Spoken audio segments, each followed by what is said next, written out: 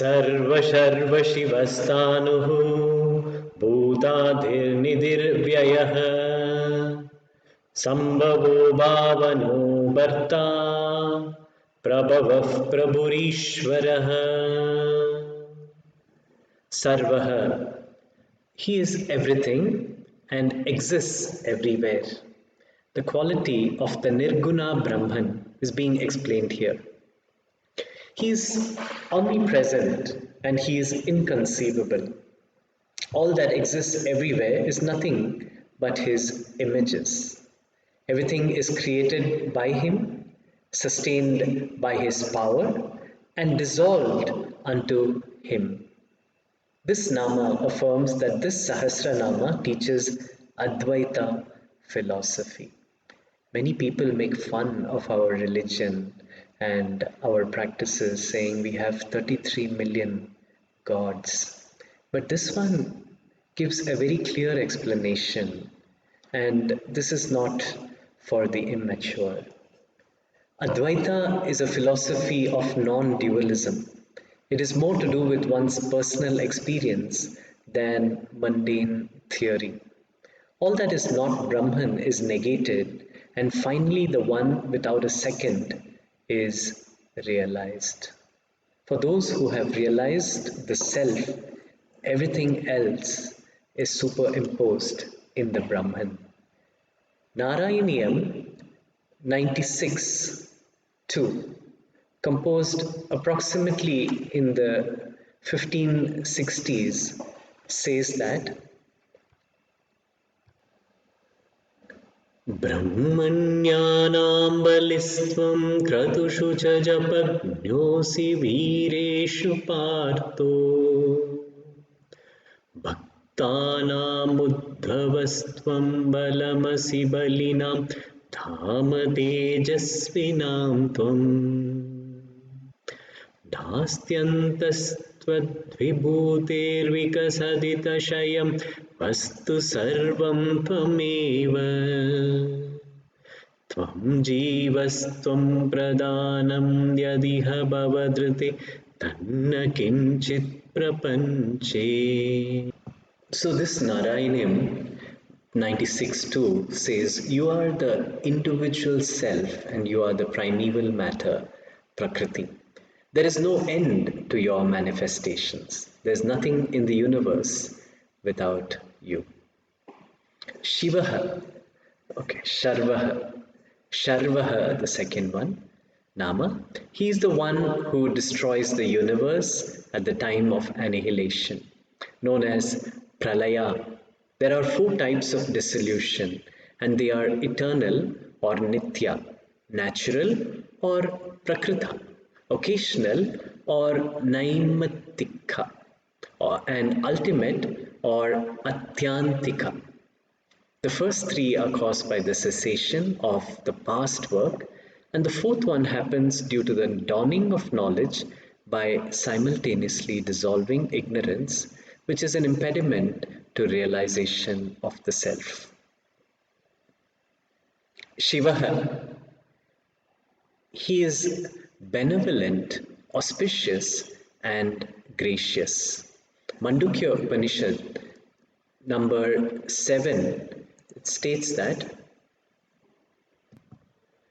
Prapanchopashamam shantam shivam advaitam chaturtamanyante sa atma sa vigneyaha. The embodiment of peace, the sum total of all that is good, Shivam, one without a second, the 4th state of Turiya. Think this Turiya to be the self, and the self has to be realized. This Nama subtly conveys the essence of the self. Vishnu is in the form of that self. His Brahmanic status is reaffirmed through this Nama. Shiva also means purity. Only the Brahman is the absolute form of purity. Brahman remains pure as he is devoid of gunas. Gunas are the attributes of Prakriti. What is the quality of the Brahman? The next Nama, Stanuhu, explains this. Sthanuhu means steady. In the present context, it means that the one without modification. The Brahman is without modifications. The previous Nama said that he is the Brahman, and this Nama says that he is the one without modifications, referring to Nirguna Brahman, or the Brahman without attributes. Only the Brahman without attributes is pure and beyond modifications. Krishna, while explaining the qualities of the soul, says in Bhagavad Gita, chapter 2, verse 24, Achedyoyamadahyoyam Kledhyoshosya evacha Nityas sarvagatastanuhu Achaloyam sanatanaha.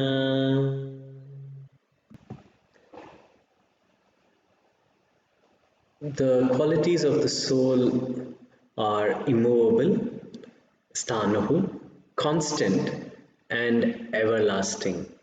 The individual soul has this quality of the Supreme Soul.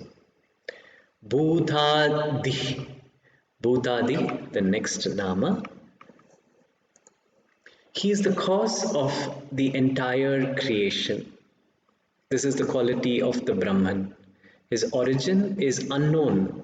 That is why the Brahman is called Adi, beginningless, and Anadi, without parentage, created on its own. Krishna says in Bhagavad Gita, chapter 10 and verse 8, Aham sarvasya prabhavo mattas sarvam pravartate इति मत्वा भजन्ते मां बुधाभावसमन्विताः. Krishna says, I am the source of all creation, and everything in the world moves because of me. Nidhir avyayah. Nidhi means treasure, and avyaya means imperishable. He is the imperishable treasure. This Nama does not mean the material wealth, and the Brahman has no connection to material wealth. At the time of annihilation or the deluge, all the beings get absorbed into the Brahman till the next creation is made. All the beings take a sojourn at the time of annihilation in the Brahman. In spite of this, the Brahman does not undergo any modification or change and remains as it is. The souls take only a temporary shelter in the Brahman, only during the deluge. At the time of recreation, they are again born as per the karmic law. The Brahman absorbs the entire universe during his act of annihilation, only to recommence his act of creation. This does not mean liberation for the souls. This stage is only a temporary respite for them. When the whole universe does not exist, he alone exists. Sambhavaha, he incarnates to destroy the evil forces that act as deterrent factors to uphold Dharma. His incarnations happen only out of his will. Free will of the Brahman is different from the free will of the human. Free will of the Brahman is his own power of autonomy that nobody else possesses. The entire universe is the manifestation of his free will. Human free will is his capacity to take his own decisions, uninfluenced by external agencies. The right choice of free will liberates a man. The option before a man is either to be a Brahman, creation, or the Brahman, and the latter leads to liberation of the soul. Krishna explains the necessity of his incarnations in Bhagavad Gita, chapter 4 and verse 8. परित्राणाय साधूनां विनाशाय च दुष्कृताम् धर्म संस्थापनार्थाय संभवामि युगे युगे. Krishna says, for the protection of the virtuous, for annihilating the evildoers, and to firmly establish Dharma, I am born from age to age. Incarnation happens in two ways. One is his direct incarnation, like Krishna, and the other is the embodiment in the forms of sages and saints. However, the underlying principle in both cases remains the same. Bhavanaha, he administers the universe through the law of karma. One's enjoyment or sufferings is only due to his own thoughts and actions. The Brahman does not cause a person to act, as he remains only as a witness. Actions unfold only due to individual karmas accumulated over several births. Brahma Sutra, chapter 3, 238 says, Phalamat upapate, which means the fruits of action come from him. If this is true, then the law of karma becomes obsolete. Law of karma cannot become obsolete. Hence, Vedantins argue that the Brahman presides over everything. He also ordains the result of karma according to the quality of the karma. Technically speaking, this argument is right because the law of karma is enacted by the Lord. This also augurs well with the theory that the Brahman is acting only as a witness and does not partake in any action. Bharta, he is the supporter of the universe. Krishna says in Bhagavad Gita 9:18, I am the supreme goal, the supporter, the Lord. Shvetasvatara Upanishad 6:6 uses the term Vishwadhama to describe his support to the universe. Without his support, there can neither be creation nor any activity. The universe revolves around him. Prabhavaha. Prabhava means excellence, the supreme creator. He is the source of the great elements like ether, fire, water, and earth.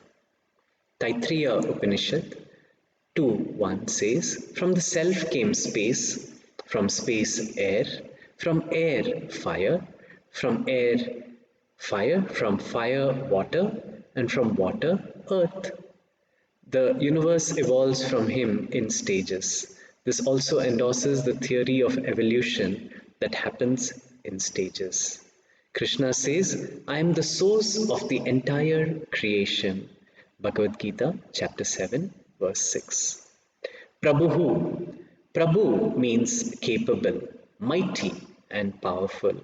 This nama reaffirms his supremacy conveyed through the previous nama. It is necessary for a ruler to be not merely excellent but also should have the capabilities to effectively administer his kingdom.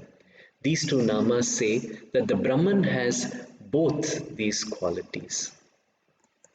The last nama, Ishvaraha. Ishvaraha means the universe master. This nama says that Vishnu is the master of the universe. As per the Samkhya philosophy, Ishvara is the stage of attainment of knowledge. There is difference between the Brahman and Ishvara. Brahman is incomprehensible. Brahman is realized only through his power of projection, known as Ishvara. It is only Ishvara who helps the souls to evolve. In other words, Ishvara is the Brahman with attributes. The Brahman with attributes is known through various names and forms for the convenience of visualization. The following explanation will explain the difference between Brahman and Ishvara. Ishvara is the one who is in the middle of the hassle caused by Prakriti. This Ishvara is a superposition on Brahma according to Advaita, or else he is the Lord of all according to Dvaita. Brahma has no matter and therefore no Prakriti can be contained in him. Brahma is not the container of everything. In your experience, the subject experiencing the making of Prakriti is the Jiva or individual soul who is Atma finally. The main difference between Advaita and Dvaita is that Advaita says that only Brahma is real, while Dvaita brings the duality of the Lord and the individual souls. If you perceive that you don't exist, but only Brahma exists, you are experiencing what Shankaracharya experienced. If you perceive that you are an individual soul in the middle of the creation of his Prakriti of the Lord, you perceive what Madhavacharya perceived. Brahma here means Brahman. So now we will repeat chapter 4 9 times so that with this meaning you will be able to memorize as well. सर्व शर्व शिवस्तानुर्भूताधिर्निधिर्व्ययः संभवो भावनो भर्ता प्रभवः प्रभुरीश्वरः सर्व शर्व शिवस्तानुर्भूताधिर्निधिर्व्ययः संभवो भावनो भर्ता प्रभवः प्रभुरीश्वरः सर्व शर्व शिवस्तानुर्भूताधिर्निधिर्व्ययः संभवो भावनो भर्ता प्रभवः प्रभुरीश्वरः सर्व शर्व शिवस्तानुर्भूताधिर्निधिर्व्ययः संभवो भावनो भर्ता प्रभवः प्रभुरीश्वरः सर्व शर्व शिवस्तानुर्भूताधिर्निधिर्व्ययः संभवो भावनो भर्ता प्रभवः प्रभुरीश्वरः सर्व शर्व शिवस्तानुर्भूताधिर्निधिर्व्ययः संभवो भावनो भर्ता प्रभवः प्रभुरीश्वरः सर्व शर्व शिवस्तानुर्भूताधिर्निधिर्व्ययः संभवो भावनो भर्ता प्रभवः प्रभुरीश्वरः सर्व शर्व शिवस्तानुर्भूताधिर्निधिर्व्ययः संभवो भावनो भर्ता प्रभवः प्रभुरीश्वरः सर्व शर्व शिवस्तानुर्भूताधिर्निधिर्व्ययः संभवो भावनो भर्ता प्रभवः प्रभुरीश्वरः।